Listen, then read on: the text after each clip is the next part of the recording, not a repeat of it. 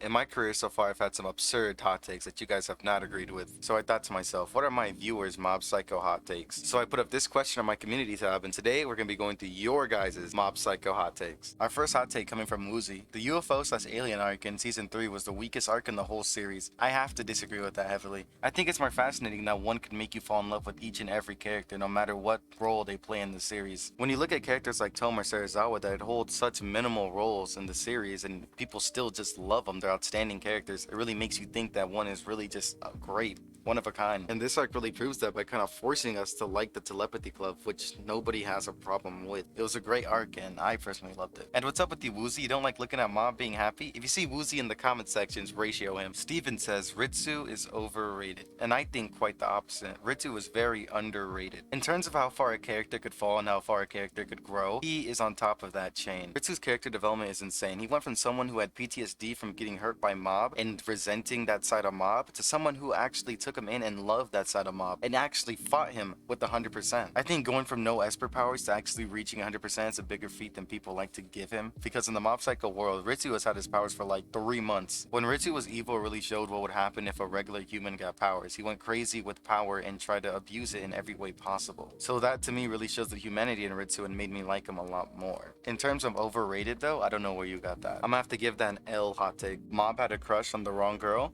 Maybe.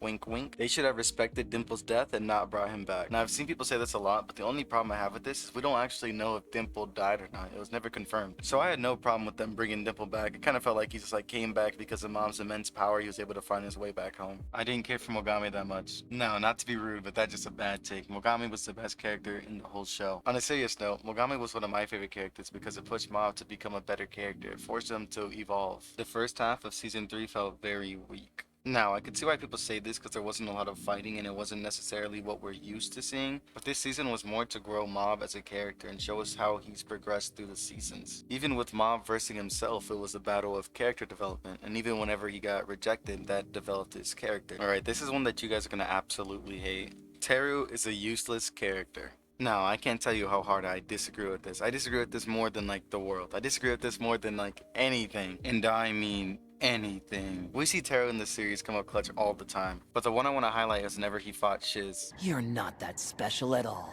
Let's not forget that Teru is the only one who was able to predict the guy who could literally teleport. That feat is just insane. Now, the Mob versus Teru fight. Teru is the one who put in the most effort to become more strong, and you could see that whenever he fought against Mob form. Your rival! Not only did he delay Mob for the longest, he also was able to save people in the process. That, with literally Teru being a boy wonder genius coming up with the most insane plans, especially in season 2. Saying that he's useless is just insane to me. It's crazy. Just to make this clear, I don't think Teru is a trash character. I think he's a horrible character. He's the worst ever. Okay, put down the fire. It was a joke. It was a joke. Yes, definitely.